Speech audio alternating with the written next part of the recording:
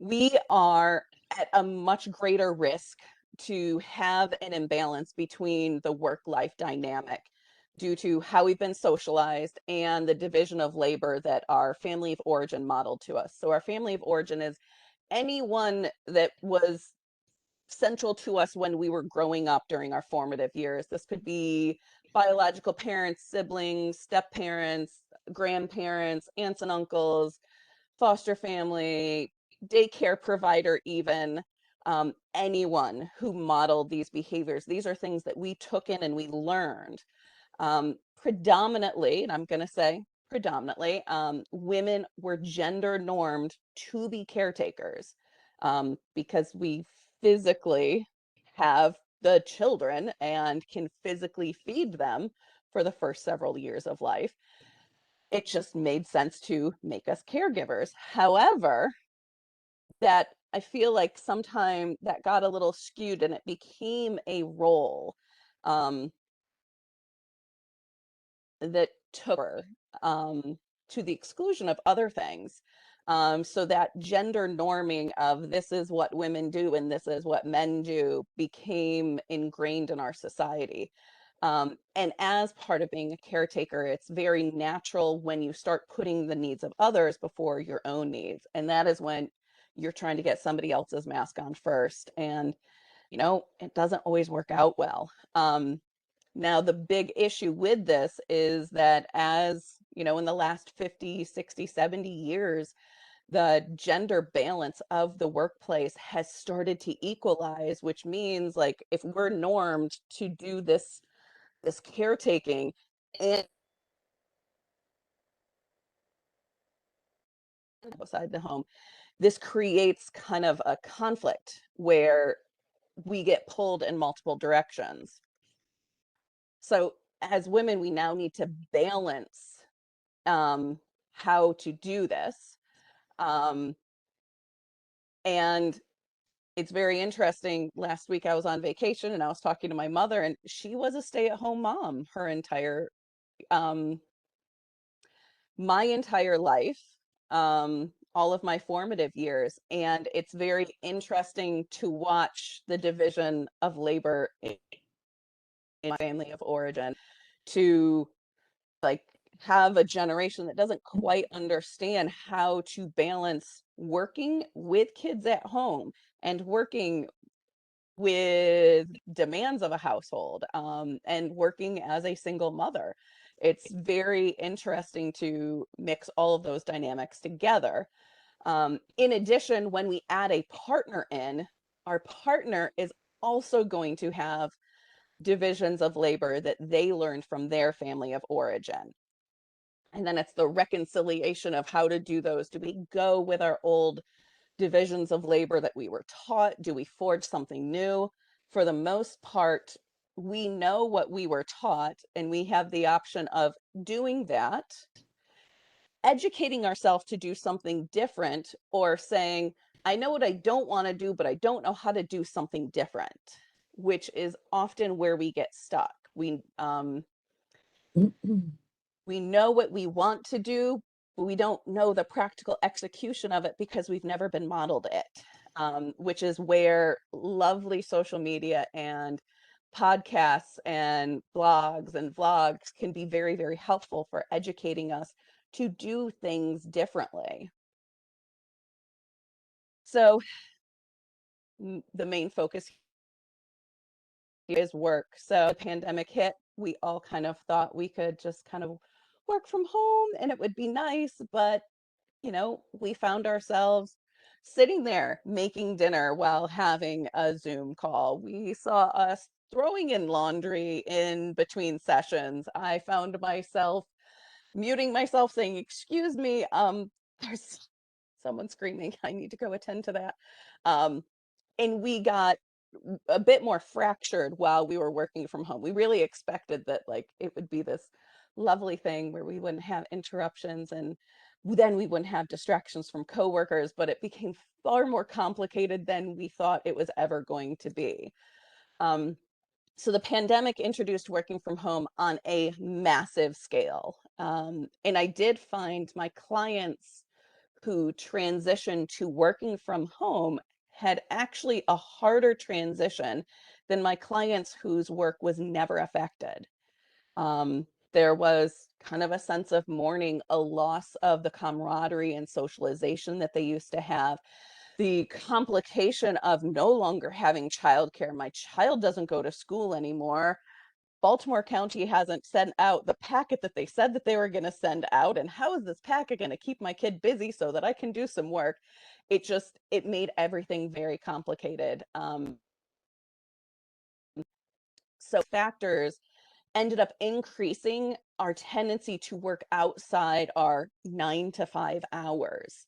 Because it's convenient. I can sit here and I can text a client, I can reschedule a session, I can do all kinds of things. I can return emails right from there. And sometimes it's the necessity of making up hours. I had clients who said, I'd get up 2 hours early, I'd get about an hour and a half in, get the kids up, get them breakfast, get them started for the day. I'd have to take a break mid-morning to make sure they were still doing their schoolwork or still doing this or, not killing each other.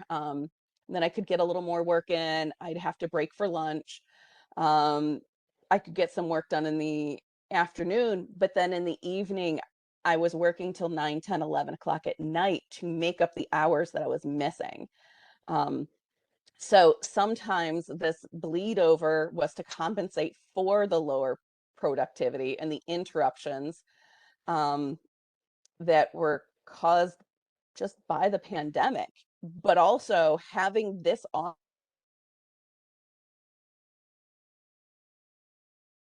between work and home, it does become easier to, well, let me step in my office. And for people who didn't have a separate office, it was sitting at the kitchen table.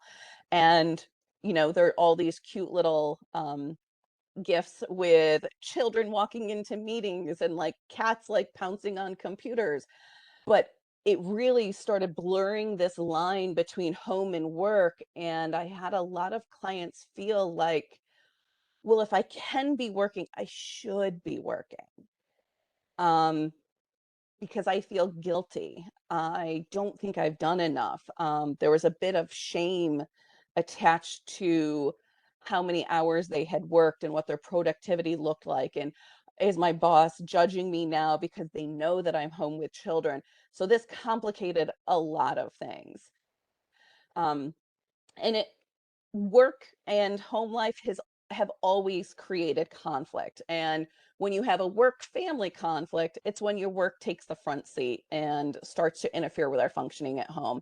It is, I am working 60 hours a week, and then like I literally don't have clean clothing because I haven't had a chance to do laundry. There's the family work conflict. And I see a lovely typo there, where your home life takes the front seat. And this often happens for women who have children who are caregivers. The school nurse calls and says, you got to pick up your kid, and you're stuck. Um, and your boss is looking at you and you're going, oh my gosh, I don't have a choice here. Um, so that is tale as old as time. Then there is spillover. This is when the stress, which we absolutely can be stressed out by work, but actual tasks spill into our home life. And this may just be our thoughts, sitting there at the dinner table talking to my kids, and my brain kind of goes off on this thing. And I go, oh my gosh, I'm sorry, I wasn't listening. I was thinking about something that I said in a session today, and really sorry. Can you repeat that? So this spillover, it just sort of takes us out of our home environment. And then there's crossover, and probably the best example of this is a coworker is mean to you. You feel snubbed and you snap at your kid accidentally, and you're like, I need to do that, but I can't snap at my coworker. I can't say what I want to say to my coworker. And these are all types of conflicts that are created with work and home life. So why does this even matter? It matters because the work, um, the way we work has changed drastically over the last 3 years. Um, ago, I did open my own practice. And the interesting thing is that my electronic medical records allowed me to do video sessions all the time. So I actually started doing my very first telehealth sessions in 2019. And I thought, oh, thank goodness, this is great practice for, what became the pandemic and how work ended up being. Um, so one of the biggest issues is our work stress. If it isn't confined, it bleeds into our personal life. It can result in relationship stress, physical exhaustion. I have clients who are physically exhausted from work and are so physically exhausted that they cannot sleep.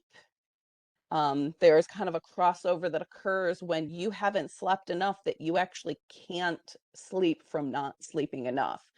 Um, and then feeling less effective. As soon as you believe you're less effective, it does become a bit of a self-fulfilling prophecy that you actually end up reducing your productivity because you're worried about being less effective. And then all of this stuff goes on in your head and it keeps you from being able to do the work you want in the time you want. So then you end up taking up more of your personal life with work.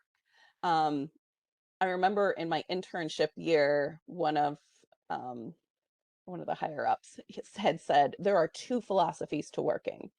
You can live to work or you can work to live. And I sat there and I thought about that and I was like, what does that even mean? And I now know what that means. It means I work to live. I work the amount for the amount of money that I need to make to live the life that I want to live. Um, And on a personal note, probably the reason why I learned that lesson was because I took up the hobby of cycling. It started very small and it became very big. And Commissioner Scott, I have done 2 centuries with her husband, which are 105-mile bike rides from Baltimore City to Dewey Beach, Delaware. Um, Wonderful thing, raises money to support autism. But it was starting cycling that actually allowed me to start putting my life much more in perspective and choosing, oops, to do the things that I wanted to do. So I went very literal here with my pair of docs. Um, and truly, the more you take breaks, the more you eat nutritive meals, the more you rest, the more you limit your work hours to what you have to do, you actually end up being more productive. Industrial organizational psychologists found that when people were given the option to work 4 10-hour days, they were more productive, they had better life satisfaction, they were much happier, and they were more productive. And it ended up being this overall wonderful effect for the work environment, to the point that now that we are working from home, some people are choosing that. Companies are starting to use flex time, where just get your 40 hours in where you're going to get, when you're going to get your 40 hours in. Some people function better working earlier in the day and then having the afternoon off. It's all about doing what works for you. Hopefully you have a job that can accommodate that. And if not, maybe it's time to start looking for a job that will accommodate you doing the things that you need to feed yourself. So as part of this caretaking that often gets gender normed into women, it can get carried into people pleasing and feeling guilt about saying no, feeling guilt about, or saying, I'm just lucky to have a job. What right do I have to complain about anything? Maybe I shouldn't ask for anything. Um, so they published this study in 2014, and it's about the big 5 personality traits. So the big 5 personality traits are openness, which is openness to new experience, conscientiousness, kind of being very conscientious knowing your surroundings, knowing what people look for, knowing what people want. Extroversion, so extroversion versus introversion. Agreeableness, which is just how likely are you to say yes to something. And neuroticism, which kind of taps into anxiety. And they found that really high levels of agreeableness were related to people making less money and having lower level positions. They weren't promoted. They they theorized that it's because they were not asking for promotions. Um, but I shared that sentiment with a client this morning, and she said, "Oh my gosh, I have this boss that she just keeps getting promoted. I'm not actually sure what she does, but she says no all the time." Um, and there is something about finding the balance of not being too people pleasing, not being rigid and refusing to do things and, out of hand, that gets you where you want to make and in a position that you want to have. There's another study that was published in 2021, and they found that the more agreeable a person was, meant they were least likely to be chosen for a leadership role. They were least likely to have life satisfaction. They were more likely to be exploited by their coworkers or in social situations. Oh, ask so and so. She always says yes. She'll do it, and that person becomes labeled that. So there is a point at which people pleasing does impact your work, which makes it much more likely that your work is going to bleed into your home life. So with that in mind, we're going to talk about how do we combat this imbalance, because almost all of us have it at some point. This is something that I learned in a training. They had said if we exercise,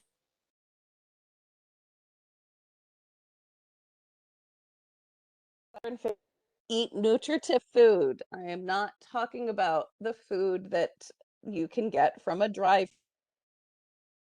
through. This is going to take work. This is going to take prep. If you balance all those things really well, they actually said the incidence of mental health disorders would drop drastically. So when my clients are having trouble, I bring them back to this. You have to start with your fundamentals.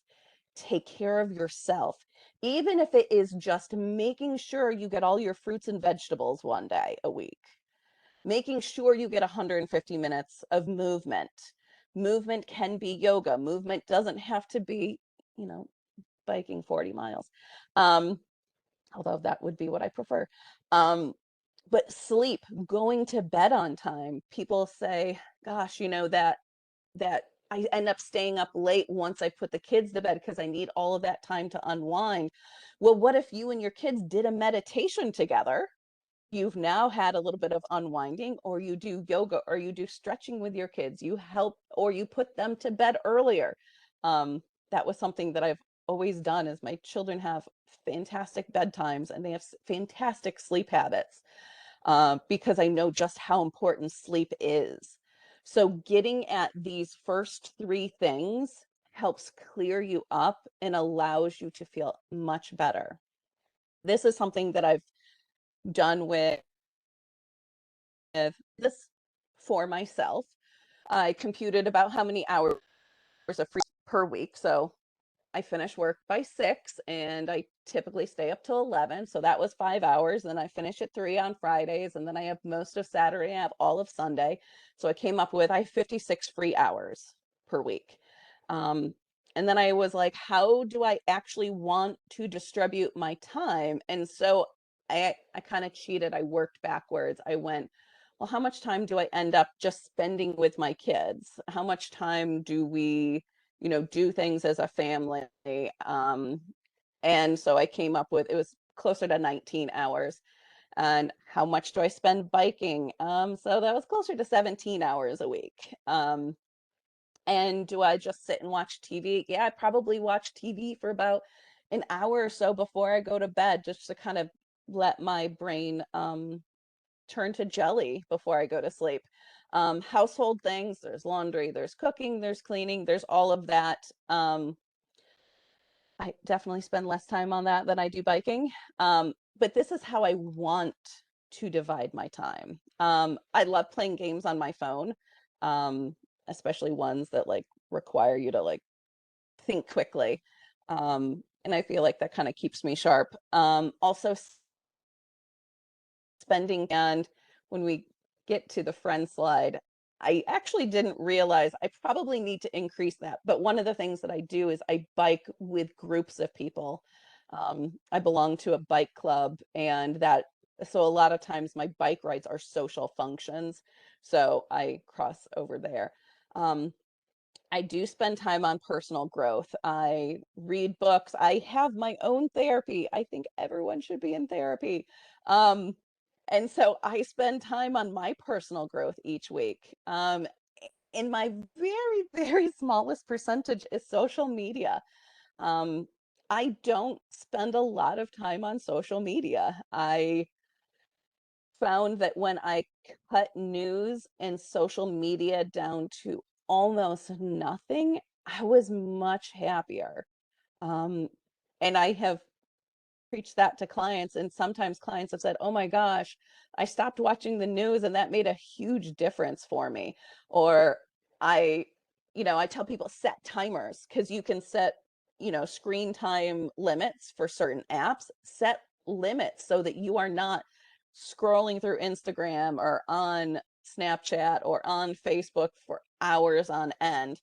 They also incidentally found that people who spend more time on social media are much more likely to be depressed, because you are comparing your insides to the thing that the person's posting, that they want the world to see, that shiny polished picture, that shiny polished image. So they found that people who spend a lot of time on social media end up anxious, end up depressed, because they're doing this, my insides aren't as good as your outsides, but they don't realize they're comparing cantaloupes and puppy dogs. Like, they don't realize that there's just no way to compare the two. Friends, so I had to go with a throwback pick. Multiple studies have indicated that satisfaction in your friendships is the strongest link to life satisfaction. The strongest. This doesn't mean you have to have 50 friends. This means you have to have a satisfactory friendship, or two, or three, but it's a quality over quantity. Um, if necessary, actually schedule time to spend with people. I have a friend, we scheduled time to hang out Friday night, but we scheduled it in either April or May because of what our schedules were. Um, you know what? I take no shame in, yep, it took us on the books, but we are hanging out that night. So if that's what you have to do, especially if you have small children, absolutely do it. There is no shame in scheduling time to spend with friends. Um, but it is important. It's incredibly important to have time with friends, because it really truly helps you balance yourself. Also gives you a perspective. When you talk to your friends, you feel better, but also if you are helping them in any way, you feel better about yourself. Um, so one of the things that they suggest that you do if you're depressed is actually volunteer work. When you help someone else, you feel better about yourself and you're less likely to be depressed. If you're with a friend and you're helping them through, especially a struggle while you're going through a struggle, you actually feel happier and you feel better. If you um, don't find yourself with a lot of friends, all right, try to find groups through social media. Use friend finder apps. Bumble has a section where you can just seek females for friendship or seek males for friendship. So you can use adult friend finder apps, and that's actually how they term them, for those purposes. There is a client told me it's basically like Tinder for moms. you kind of say how old your kid is, and like if you can match your kids' ages up to their kids' ages, hey, you've got some stuff in common. So children do make it easy. One of the best things that I discovered was stroller strides. I found a lovely community of moms that, all of our kids were in strollers and we had a lot of common struggles together. Maybe you find a group, some sort of support group. Look for people with common interests. You can use the app Meetup. I actually have a group that I work with called Motivate Me. It is a Baltimore-based group. My friend Cheryl and David founded this group years ago, and it is about female empowerment. And while she can't do daily calls anymore, we try to do an every other week Zoom call. And I actually answer questions and we talk about mental health topics and we talk about life topics. We had one of them on gaslighting, and we had one on people pleasing. We've had questions on relationships. We've discussed dating, as an older adult, not a 20-year-old dating, which is a very different ball game. Really interesting topics, including attachment style. So it's called Motivate Me. And let me see if I can find it real quick. It is a really neat group of women who just absolutely, the whole goal is to empower each other. And I have no idea where the app is. But you could always ask Jennifer, or Commissioner Scott, she might be able to hook you up with that. But find your people. Another thing is to develop hobbies and passions. Again, you have to balance your work life with things that fill you up. If you're a crafty person, try card making, scrapbooking, painting. Again, the neat thing about the pandemic is that they have started posting YouTube videos about those little sip and paints or painting at homes. And they have like this is the box of stuff that you need to buy, and you can order it here or go to the store and buy these things. But this is everything that you need. And then you watch the video and you do your painting, and you can either do a live virtual painting class or you do one that's already been recorded. But again, it's a hobby, it's a craft, it's a passion.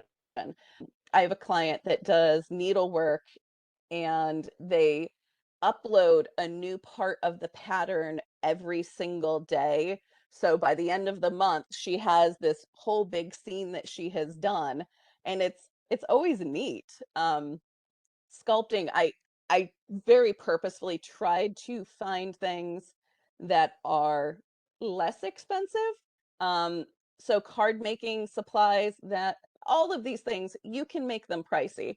Origami is great. Nail art is fun. A lot of people post videos about nail art, and you can teach yourself to do so much. A lot of clients got into cooking and baking.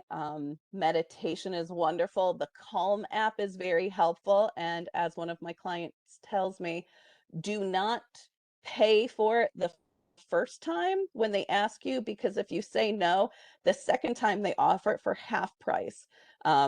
So go ahead and like push it to the next one. Photography, our phones are cameras now. Go take a walk in nature and take some pictures. Some people are learning instruments, start gardening, journaling. Nature identification is kind of fun. There's an app called iNaturalist, and you can take pictures of things and upload them, and people can try to tell you what it is that you just found. I have to plug biking, possibly one of the most expensive sports you can start. But biking is wonderful. I started going on the NCR, which is a gravelly, it's a hard gravel substance. So it's not loose, but it is 40 miles in length. Thank you, Commissioner Scott. Um, it starts in Hunt Valley and it goes to York, Pennsylvania. And how I started biking is I went up to mile marker 2 and back. 3 and back, 4 and back, 5, and then I like kept going. And soon enough, I'd gone to Pennsylvania. By the way, there's a really good pizza place, Paisano's Pizza in New Freedom. Like it's really, really good. It is worth the 42 miles round trip that I do to get it. And then I kept going, and then somebody said, "Hey, why don't you try a Century?" And I said, "Hey, I'm afraid of cars and I don't want to ride on the road." Um, but with a group of people, it's far more safe to ride on the road, and there are definitely things you can learn. So my other plug is the Baltimore Bike Club, baltobikeclub.org, where you can learn how to very safely ride on the road. Volo City, I've played football with Volo City for I decided to retire because I am getting to be that age that I can't take hits anymore, even if they're accidental. Running, there are tons of running clubs. Charm City Run has wonderful clubs. Hiking, just the Loch Raven Reservoir, the Pretty Boy Dam, Cromwell Valley Park. These are wonderful places to go. They even say that 5 minutes around trees can reduce your stress by 60%. Start dancing. Find some YouTube videos where like it's a dancing exercise. Get yourself moving. All of these things help feed you. And when you find your passion, when you find your thing, um, it really will change your life. All right, so this is something that I have created. Part of it is because I do work with a lot of clients with ADHD. And what I have done is I have told them to buy, this isn't my lovely rainbow set, but rainbow Post-it notes. And how we use them is I divide tasks by importance and effort. So something that's high effort, that is going to take time. It is going to take physical effort. It is going to take mental energy. Low effort is, hey, it's something that I can do pretty easily, probably in under 20 minutes, under 20, under 30 minutes. So I divide things by effort and then by importance. So the high importance things are things that you must do. You do not have a choice in the matter. It is something that must be done. Low importance are, this is something that needs to be done. I don't quite have a time. I don't have a deadline for it, but it's something that needs to happen. And then the most important category is the fun category. That is the thing that you do just for yourself. And so I tell clients to start with a purple task every day. Start your day with something that's fun, minimal effort. I sit and I have my coffee and I play my silly little dragon game on my phone. It's fun. It doesn't take much effort. I enjoy it. It's how I start my day. And I actually tell clients to go from purple to green to orange and then blue, yellow, pink. If at any time you feel a roadblock or you have trouble with motivation, pop back to a fun task. Now, the theory behind this is that as you do things, you feel satisfaction. You feel this sense of like, and you take your Post-it notes and you pile them up for all the things that you've done for the day. And maybe the Post-it note is, I added whipped cream to my coffee. That was my purple thing. It can be anything. But as you see that you are productive, you are doing things, it encourages you to do more. It makes you feel very effective in your life. And then you want to tackle those hard things. You want to do those high importance, high effort tasks. A lot of times people will punish themselves and sit there and say, well, I'm not allowed to do da da da until I've done this task. And they sit there paralyzed for days because this task is so unfun that they can't even start it. So that's why that you've got to lead up to the unfun task. So maybe it is maybe it is, oh, this is the fun one that I have to do because I'm self-employed. dividing up my expenses and going through all of my transactions to figure out what's a business expense, what category does this business expense fall under. Um, I think I spent 15 hours in January doing that. So that is I started each morning with a bike ride. And then I made sure that I had something that I really liked for lunch. And I made sure that I mixed in things and I took breaks. That's another thing. Our brain's only able to concentrate for a certain amount of time before it actually needs a break. Um, so I would tell my students, review notes and study for 20 minutes, take a break. The break does not need to be more than 30 seconds, but shift and look at something else, do something else, give your brain a minute to absorb what you have before going in and doing other things.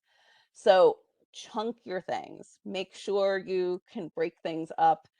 And I find that if you start putting all of these things together, your life starts balancing out so much more. All right, that is the end of my presentation. Does anyone have any questions?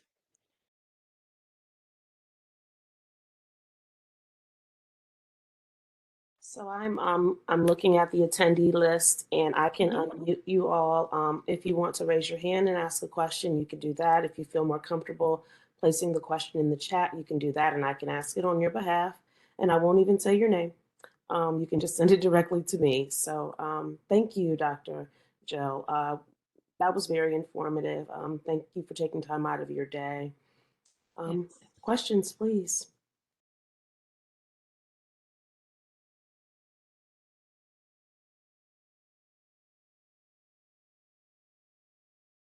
I'm seeing You're some welcome. cues. Not seeing any questions. Would you mind providing your contact information, Dr. Jill? Would that be okay? Oh, yeah, absolutely.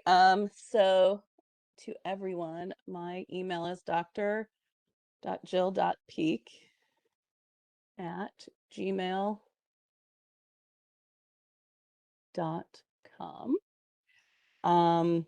My phone number 43.